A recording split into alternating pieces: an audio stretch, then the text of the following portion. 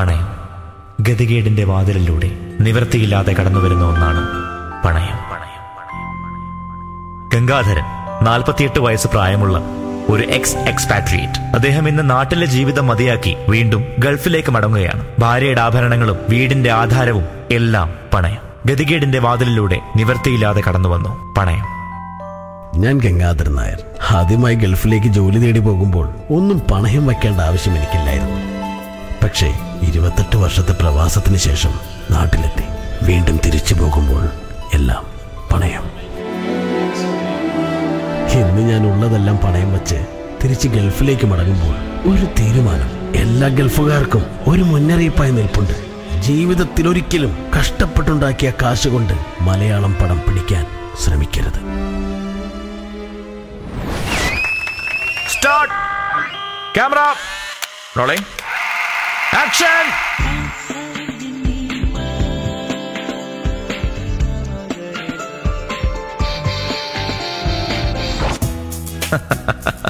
മലയാള സിനിമയ്ക്കും ഗംഗാധരൻ നായർക്കുമിടയിൽ ഇത്രയും വലിയൊരു സ്പർദ്ധ ഉണ്ടാക്കിയത് അദ്ദേഹത്തിന്റെ അനുഭവം തന്നെയാണ്. സിനിമയോടുള്ള അടക്കാനാകാത്ത ആവേശം മനസ്സിൽ സൂക്ഷിച്ച ഒരു യുവാവായിരുന്നു ഗംഗാധരൻ നായർ. സിനിമയുടെ ഭാഗമാകുവാൻ ഗംഗാധരൻ എന്ന 25 വയസ്സുകാരൻ കഴിവിന്റെ പരമാവധി ശ്രമിച്ചു. പക്ഷെ ഒന്നും നടക്കാതെ 30-ാം വയസ്സിൽ വീട്ടുകാരുടെ നിർബന്ധത്തിന് വഴങ്ങി ദുബായിൽ ജോലി തേടിയെത്തി. 5 വർഷം കൊണ്ട് ഒരു സിനിമ പിടിക്കാനുള്ള കാശുണ്ടാക്കി നാട്ടിലേക്ക് മടങ്ങാനായിരുന്നു ഗംഗാധരന്റെ പ്ലാൻ. പക്ഷെ കുടുംബ പ്രാരാബ്ധം കാരണം 5 വർഷം 15 ആയി, 15 വർഷം 25 വർഷമായി. ഒടുവിൽ എല്ലാ പ്രാരാബ്ധങ്ങളും കെട്ടടങ്ങി 28 വർഷങ്ങൾക്ക് ശേഷം അദ്ദേഹം തന്റെ 48-ാം വയസ്സിൽ ഒരു മലയാള സിനിമ പിടിക്കാനുള്ള കാശുമായി നാട്ടിലേക്ക് മടങ്ങി. ഒരു ബിഗ് ബഡ്ജറ്റ് മെഗാസ്റ്റാർ പടം പിടിക്കുവാൻ തീരുമാനിച്ചു.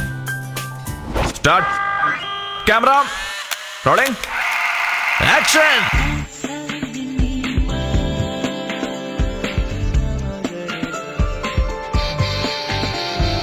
Cut it.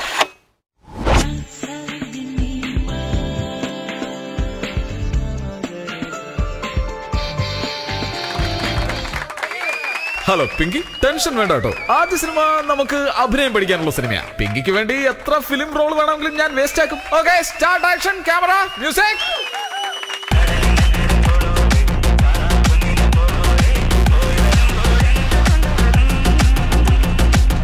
സിനിമാ ഷൂട്ടിംഗ് തകൃതിയായി നടക്കുമ്പോഴാണ് നിർമ്മാതാക്കളുടെയും വിതരണക്കാരുടെയും തിയേറ്റർ ഉടമകളുടെയും തിയേറ്ററിൽ കപ്പലണ്ടി വിൽക്കുന്നവരുടെയും സംഘടനകൾ സിനിമാ ഷൂട്ടിംഗ് നിർത്തിവെച്ചുകൊണ്ടുള്ള സമരം പ്രഖ്യാപിച്ചത്.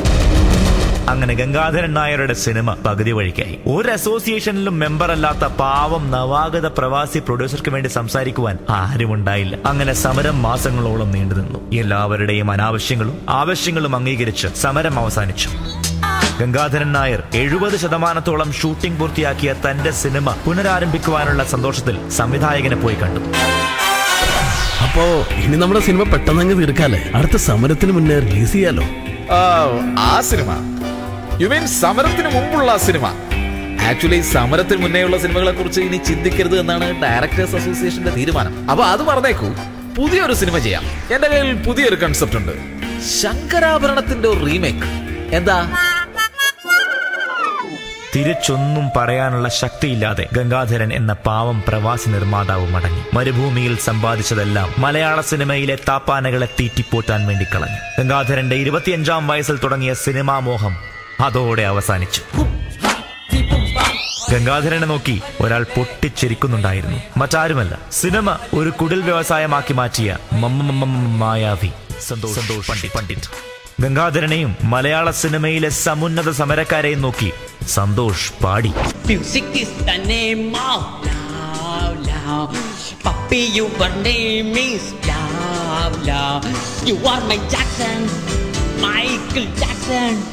You are my lover, crazy lover.